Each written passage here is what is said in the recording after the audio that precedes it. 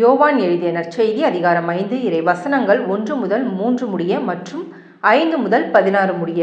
யூதர்களின் திருவிழா ஒன்று வந்தது. இயேசுவும் எருசலேமுக்கு சென்றார்.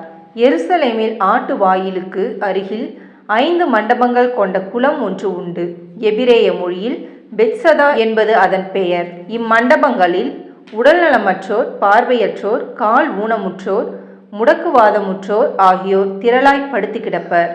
இவர்கள் குளத்து நீர் கலங்குவதற்காக காத்திருப்பார்கள். 38 ஆண்டுகளாய் உடல்நலமற்றிருந்த ஒருவரும் அங்கு இருந்தார். இயேசு அவரை கண்டு, நெடுங்காலமாக அவர் அந்நிலையில் இருந்துள்ளதை அறிந்து, நலம் பெற விரும்புகிறீரா என்று அவரிடம் கேட்டார். ஐயா, தண்ணீர் கலங்கும் போது என்னை குளத்தில் இறக்கிவிட ஆள் இல்லை.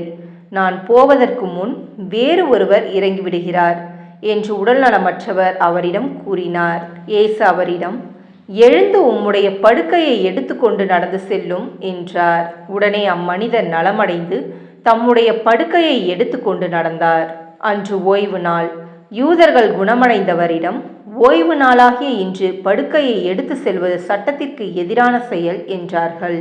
அவர் மறுமொழியாக, என்னை நலமாக்கியவரே உம்முடைய படுக்கையை எடுத்துக்கொண்டு நடந்து செல்லும் என்று என்னிடம் கூறினார் என்றார். படுக்கையை எடுத்துக்கொண்டு நடந்து செல்லும் என்று உம்மிடம் கூறியவர் யார் என்று அவர்கள் கேட்டார்கள். ஆனால் நலமடைந்தவருக்கு அவர் யாரென தெரியவில்லை. ஏனெனில் அவ்விடத்தில் மக்கள் கூட்டமாய் இருந்ததால் இயேசு அங்கிருந்து நழுவி போய்விட்டார். பின்னர் இயேசு நலமடைந்தவரை கோவிலில் கண்டு, இதோ பாரும், நீர் நலமடைந்துள்ளீர். இதைவிட கேடானது எதுவும் உமக்கு நிகழாதிருக்க இனி பாவம் செய்யாதீர் என்றார். அவர் போய் தம்மை நலமாக்கியவர் இயேசு என்று யூதர்களுக்கு அறிவித்தார். ஓய்வு நாளில் இயேசு இதை செய்ததால் யூதர்கள் அவரை துன்புறுத்தினார்கள்.